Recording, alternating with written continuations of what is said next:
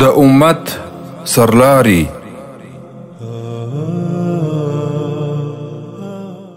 خبره د خیر او د ګټې رسونې ده، د دین سره د وابستګۍ ده، له ټولنې او نظام سره د وفادارۍ ده. نبی پاک صلی الله علیه وسلم لکه څنګه موږ ته د فردي زندګۍ وضاحت کړی ده، د فامیلي زندګۍ وضاحت تو هدایت کړی ده، نو د اجتماعي زندګۍ وضاحت راته کړی ده، نو د سیاسي زندګۍ وضاحت هم په کامله توګه باندې الته د نبی پاک صلی الله علیه وسلم په سلګونو ارشادات داسې دي چې هغه له دغه سیاسي زندګۍ سره تعلق لري، د انسان له دغه پهلو اړخ سره تعلق لري او له اداري چوکاټ سره تعلق لري. موږ تاسو ته په وضاحت باندې معلومه سي چې هغه کې څومره هدایات پراته دي او څومره د خیر خبرې پکې پرتې دي. نبی پاک صلی الله علیه وسلم دې روایت کې دوه قسم خلک مخاطب ګرځولي دي، یعنی په مجموع کې نظام کې چې کار کوي، هغه کاروان کې چې روان دي، هغه دوه قسم خلک دي، دوه ډلې دي. یو امتیاز پرست دي او یو هدف پرست دي چې کوم هدف ورته ورکړی شوی ده هغه باندې ترکیز ده. او بس د اول ډلې دپاره پیغمبر صلی الله علیه وسلم شرا کړې ده. دوی څوک دي؟ وایي تعس عبد الدینار و عبد الدرهم و عبد الخمیسه، د دینار و درهم د پیسو بنده غلام چې همغه خپله قبله او هدف ګرځولی او هغه چپن دا د تباه سي، هلاک دي سي. خیرا یې کړې ده.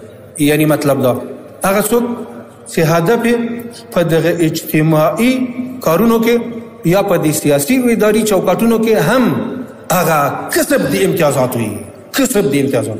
نو دلته ته خو د بازار سړی نه یې، ته خو دلته چې راغلی په یو اعتماد باندې راغلی، د ملي کارونو دپاره راغلی او تا ته ملي هدفونه په مخ کې پراته دي.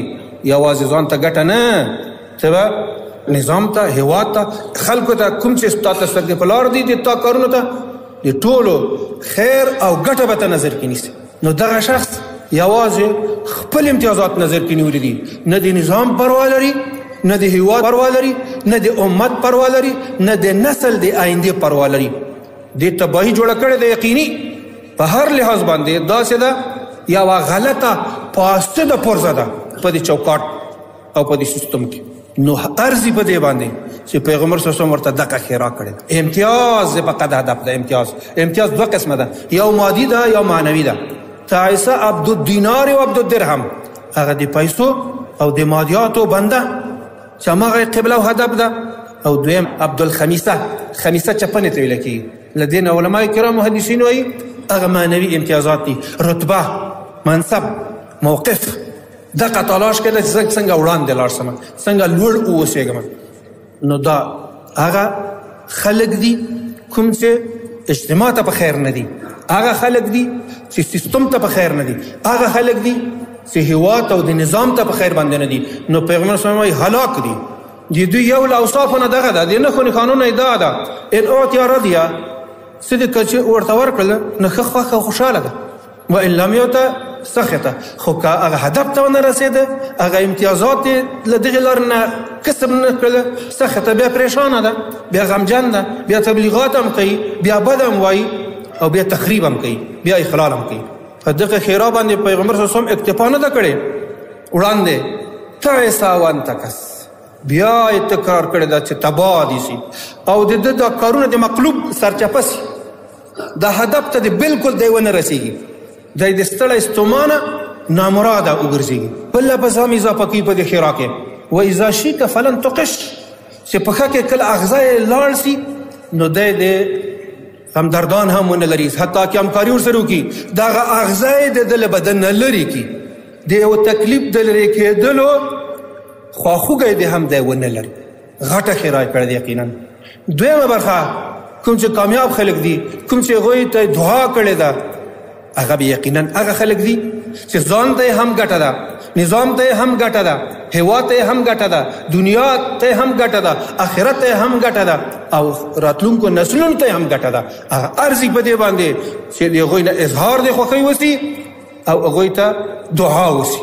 توبه، خوشخبری ده، لعبد، د هغه انسان دپاره، آخذ بعنان فرسه، چې د خپل آس واګې نیولي دي، په دې کاروان کې روان ده، هېڅ کوم قسم ستړیا نه محسوسوي. کوم چې ورته هدف ورکړی ده، ورکړی سوی ده، هغه فقط تعقیبوي او همغه مسیر باندې روان ده. اشعث اغبر رأسه، دومره دی د ملي کارونو کې لګېدلی ده، هغه ختمه شي هسې ورته په ګوته سوې ده، د همغه تعقیب چې ځان هیر ده، دوړې ورباندې پرتې دي، د هغه د لرې کولو هم دی فرصت لري. دومره چې دا دی په دې کارونو کې، په دې محنت کې، په دې جدوجهد تلاش کې. مغبرة قدمه، او دا پښې هم په دوړو باندې ځکه مزل کوي، محنت کوي او لارې لنډوي، سفر کوي، او دی دومره تابعدار ده که ورته امر وکړلی سي ان کان فی الحراسة کان فی الحراسة و ان کان فی ساقة کان فی ساقة. ځکه دا کاروان ډېر لوی کاروان ده، له دغه کاروان سره د ټول هېواد هغه هیلې تړلي دي. د دې کامیابي د هېواد کامیابي ده، د دې ناکامي د هېواد ناکامي ده. نو دا یو با اهمیته کاروان ده. دلته د دې کاروان د امیر د پوره اطاعت کوي.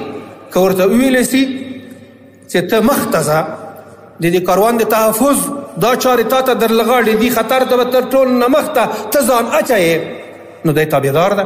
او کوی چې تر ټول نه آخر به ته روانې، ډېر کړه ده د آخر د پریشاني جایزه د کاروان دوړې ټولې هم د باندې پرېوځي. او دویمه دا ده چې زورور دښمن له لوري خطر د کاروان مخې ته ده، خو د کمزور دښمن له لوري نه بیا خطر او تاوان هغه آخر د کاروان ته ده، ځکه هغوی آخر د کاروان باندې ښه زور رسېږي، نو دوی ته تاوان اړولی سي. خو دی پروا نه ساتي. دا تقاضا یې نشته چې د کاروان په دې منځ کې باید زه روان واوسېږم. کوم چې محل د قومندې ده او د ډېرو امتیازاتو نه تر یوه حده پورې برخمن ده، کم له کمه چې تحفظ خو ورته حاصل ده، دا تقاضا د سره نه لري، دا یې کامیاب ښودلی ده. موږ او تاسو په نسب باندې دا اوس ډېر یو محرومیت تقریبا ګڼلی کېږي. د اخلاص فیصلې بیا نورې دي، د صداقت فیصلې بیا نورې دي، هغه له دغه ظاهر سره تقریبا ډېر تعلق نه لري. ان استأذن لم یؤذن، که اجازه او رخصت وغواړي نو دته اجازه هم ډېر کله ته نه حاصلېږي. هغه مشکلات او پیشنهادونه هم تر ډېره حده پورې نه منظورېږي، نه اورېدلی کېږي د دغه شخص. خو دا هغه ده کوم چې د ده د کامیابۍ اعلان سوی ده او ده ته دعا سوې ده. دا چې په دغه کاروان کې د کوم حیثیت لري نه لري دا خبره مطرح نه ده. د الله تعالی په نسب باندې ډېر چې مطرح ده هغه د ده اخلاص ده، چې د عمومي اهدافو ته وفادار ده. د کوم کاروان د کوم هدف په خاطر باندې چې روانګي د کاروان سوی ده، د هم د کاروان سالمیت او هدف ته د سم رسېدو په تکل کې ده. دغه سړی د موږ او تاسو په نسب باندې محروم ده. خو د پیغمبر صلی الله علیه وسلم د دغو دعا او مصداق ده، او د پیغمبر صلی الله علیه وسلم لوري نه داسې اشخاصو ته چې اخلاص پکې شته، که دلته مطرحیت نه لري نو بیا هم د الله تعالی په نسب باندې کامیاب ده. نو که سفارش وکړو لم یشفع، د دغه شفاعت او سفارش قبلیږي د سره نه. نو دوه ډلې سولې. د دې دویمې ډلې دپاره نبي پاک صلی الله علیه وسلم اعلان دی رضایت کړی ده، د یو ښه مستقبل یې کړی ده، او د ده په حق کې سیده گویا کې هغه دعا ده. د ده اوصاف ښودلی سوي دي چې تر ډېره حده پورې هغه نه مطرح کېدل دي، تر ډېره حده پورې له امتیازاتو نه محرومیت ده. خو د ده د کامیابۍ راز په څه کې ده؟ هغه اهداف تعقیبوي. د ده له حقیقت نه الله تعالی واقف ده. که امیر نه ده واقف، هغه ورته د مکافات خبره نه کوي، هغه ورته امتیاز نه ورکوي، خو د الله تعالی په نسبت باندې خو ځایع نه دي. نو د ده تعلق هم له چا سره ده؟ له الله تعالی سره. اوله ډله دا ناکام ښودلی سوي دي، دویمه ډله دا چې دا کامیاب ښودلی سوي دي. یقینا دا یو د هغو روایاتو نه ده کوم چې د نبي پاک صلی الله علیه وسلم له لوري نه پکې واضح بهترین هدایات پراته دي. نو که موږ تشبیه واخلو د یو نظام له یو کاروان سره، نو دلته تصریح په څه شي باندې کاروان باندې سوی ده. په حقیقت کې موږ او تاسو هم دا ټول ملګري د یوه کاروان لارویان یاستو. ځکه یو کاروان چې د هېواد نه ځي، دغه هېواد ګویا کې ډېر اړخونه او ډېر داسې تمنیات لغه کاروان سره تړلي، کامیابي او ناکامي. نو د دغه هېواد راتلونکي او موجوده حالات دا د دغه نظام له صلاح او له فساد سره تړلي دي. دغه نظام صالح و نو بس د دې هېوادوالو هغه ارمانونه بیا ترسره سوي دي، بیا په دوی کې صلاح ده، په دوی کې څه د فلاح ده، او د دوی د خوښۍ سبب ګرځېږي، او د دوی د راحت او د ښې آیندې سبب جوړېږي. او که خدا نخواسته په نظام کې بیا فساد و، د نظام فساد خو راځي له دغه نه چې اشخاصو کې فساد وي، دی فقط او فقط خپل شخصي هدف دلته تعقیبوي. عبدالدینار او عبدالدرهم یو امتیازاتو پسې لګېدلی ده، حالانکې ده باندې چې کوم اعتماد سوی ده په دې چوکاټ کې دخیل ده، نو له دې نه امیدونه نور دي چې د ملت ورسره تړلي دي او د مشرتابو د مشرانو ورسره تړلي دي. دی اوس یو عادي شخص نه ده، داسې ده ته امتیاز ورکولی کېږي، اخو یوه جلا ده، همغه لازم ګڼلی شوي دي. په همغه باندې دی باید قناعت ولري. نور شب روز دی چې تلاش کوي د ملي منافعو دپاره باید دغه وکړي.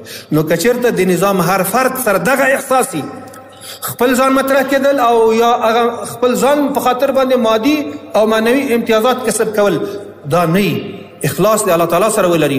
امیر خبر نه ده، دونه فعالیتونه کړي دي چې الله ته معلوم دي. نو که چېرته امیر نه خبرېږي، الله تعالی خبرېږي، الله تعالی یې بې مکافات ونه پرېږدي. الله تعالی عوض او معاوضه په دنیا کې هم ورته ورکوي، په آخرت کې ورکوي. د هغه چا که ظاهرا فعالیتونه ښیي خو په حقیقت کې مخل ده او اخلالګر ده، د فقط شخصي ګټې، هغه هم الله تعالی ویني. هغه مصداق مورد د دغه ښېراګانو د نبي پاک صلی الله علیه وسلم ده. او هغه څوک چې مخلص ده خو لیکن خپل مشرتابه ته د مخلص نه ښکاره کېږي، په کارپو نه ښکاره کړی کېږي، او یا دغه رنګې چې د محنتي نه ښکاره کړی کېږي، خو چې په حقیقت کې د مخلص ده، محنت کوي، خیرخوا د دې ټولنې او د دې نظام ده، د دغه محنتونه د الله تعالی په نزد باندې ضایع نه دي. نو که څه مودې دپاره ظاهرا د محرومیتونو سره مخي، خو بل وخت الله تعالی د دغه د اخلاص دا پټ خدمات او فعالیتونه دا خامخا ښکاره کوي، دا به مخې ته راځي. د ده د خدمت هغه صاحب الله تعالی ورته لپاره پراخوي. نو دا یو بهترین راهنمود ده د پیغمبر صلی الله علیه وسلم دغه ارشاد د موږ او تاسو دپاره په واضحو ټکو باندې ښودلی سوی ده. خوښ هم چې تاسو خپل د خیر لره انتخابوئ او که د شر لره، د دواړو ډلو په رابطه باندې هغه د وینا دغست.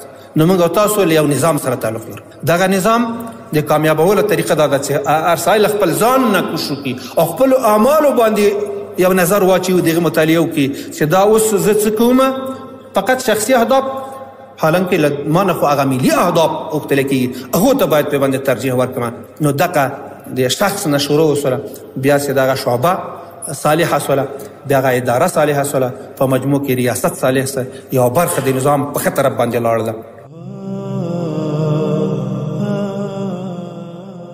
امت رادیو د مسلمه امت رسا غږ 106.5 FM